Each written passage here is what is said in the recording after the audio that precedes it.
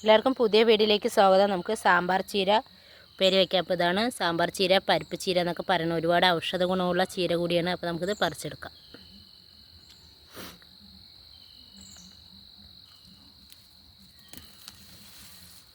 തല നട്ടാൽ തന്നെ മതി, ഇഷ്ടംപോലെ നമ്മൾക്ക് ചീര ലഭിക്കും.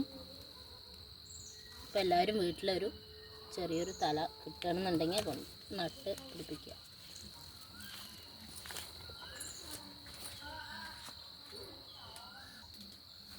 ഞങ്ങൾ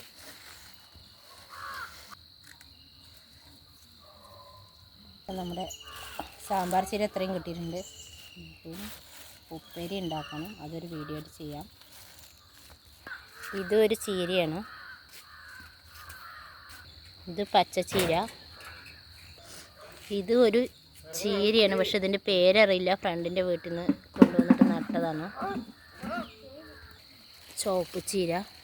അപ്പം അങ്ങനെ 4-5 വെറൈറ്റി ചീരയുണ്ട് നമ്മുടെ വീട്ടിൽ.